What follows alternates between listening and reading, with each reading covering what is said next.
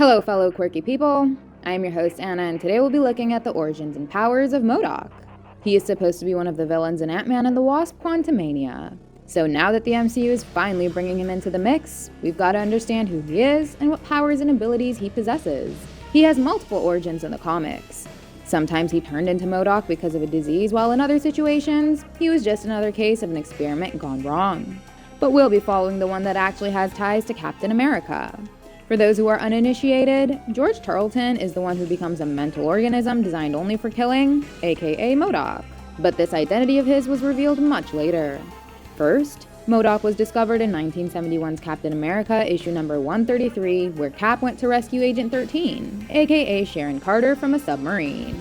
He was designed by the scientists at AIM to conquer the world. Previously as George Tarleton, he worked with the Scientist Supreme to create the Cosmic Cube. And then he was forcefully put into an alteration chamber to increase his intelligence. He was a guinea pig for the AIM scientists, and the alteration chamber turned him into a living computer. The size of his brain grew while his body shrunk down. Upon gaining his new abilities, he overthrew the Scientist Supreme and became the new head of AIM.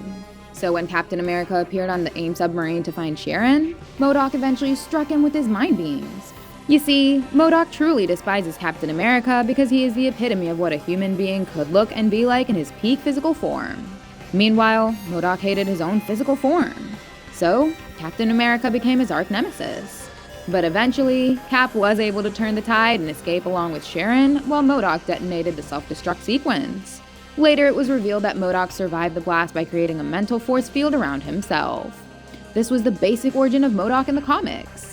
But in the MCU, things are going to be very different, as MODOK won't have any ties to Captain America, or AIM for that matter. AIM was run by Aldrich Killian, who died back in Iron Man 3.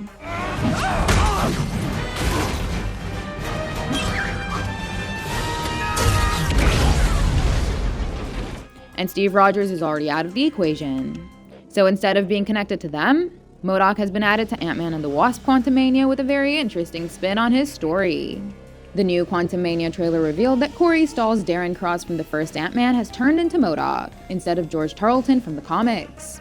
It would have been tough to explain MODOK's appearance on Earth, so Marvel found an innovative way to do that.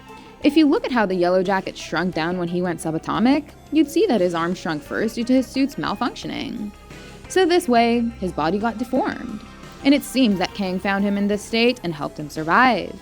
In fact, Kang might also have a hand in increasing his intelligence. Being a tech genius himself, Kang could have given him his floating device to help him stabilize and move around. That's why MODOK is the right-hand man of Kang.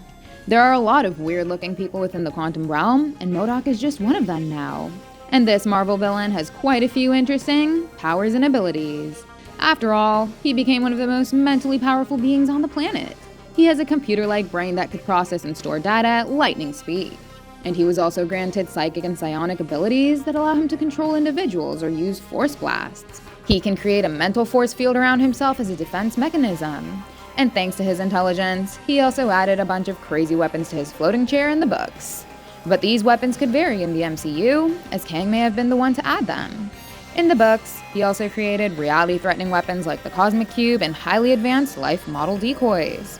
While the Cosmic Cube was replaced by the Tesseract within the MCU, one could imagine that MODOK will be the one to bring life model decoys into the MCU. So far, we've only seen LMDs in the Agents of S.H.I.E.L.D. universe. But maybe MODOK could bring them into the main MCU timeline in the future. It will be interesting to see the kind of powers that the MCU will grant to MODOK.